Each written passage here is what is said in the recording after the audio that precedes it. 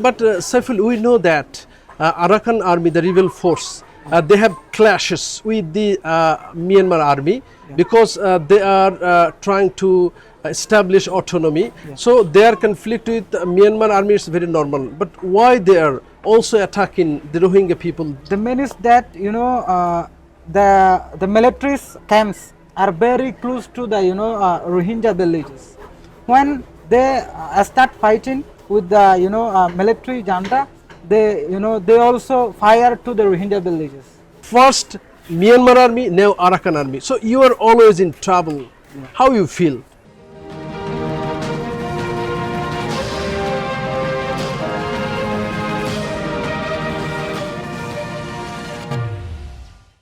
Saiful Islam, thank you very much for your time.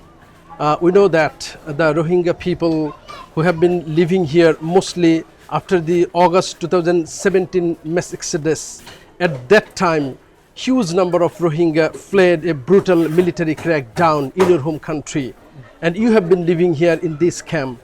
And Bangladesh government attempted several times for peaceful and dignified repatriation. But for various reasons, all the attempts were failed.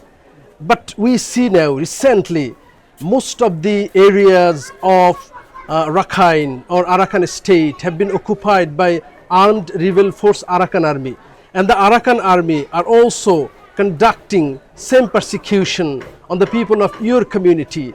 And in the last couple of months we see that nearly 150,000 new Rohingya have arrived in Bangladesh. They also fled brutal crackdowns conducting by Arakan army. First Myanmar army, now Arakan army. So you are always in trouble. How you feel? Thank you so much for inviting in this session. Actually, I feel very happy that I can share my community's people's feeling and struggle. So the main is that in 2017, the Myanmar military persecuted and tortured Rohingya people. And then we had to flee our country because of continuous war and persecution in 2017, and it has been already 8 years that we are surviving in the world's largest refugee camp. And secondly, in the Arakan state, there is few remaining Rohingya people who remained in 2017.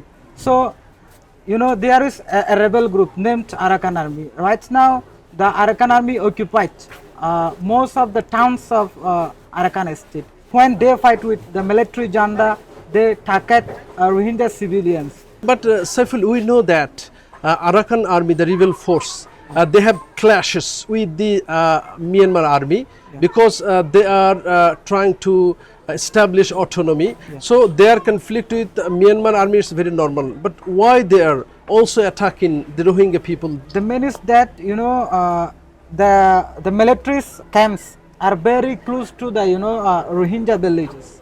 When they start fighting with the military junta, they also fire to the Rohingya villages, and they fire to the Rohingya villages, and also they target these people because they also don't want Rohingya people to continue their lives there.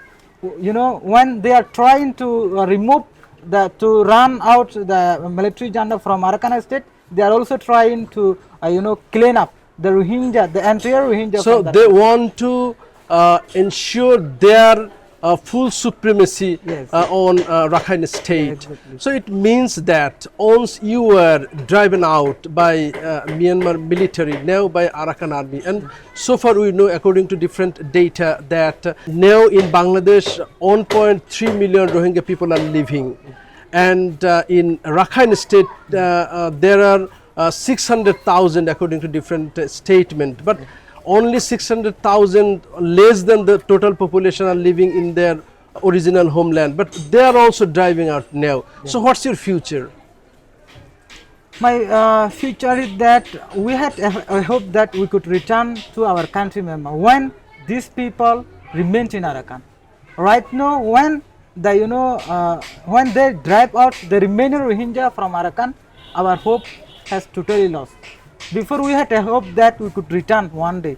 When they drive out the remaining Rohingya from Myanmar to the Bangladesh, we can see, I don't think myself that we could return there. So your hope to return back your motherland with safety, dignity and citizenship right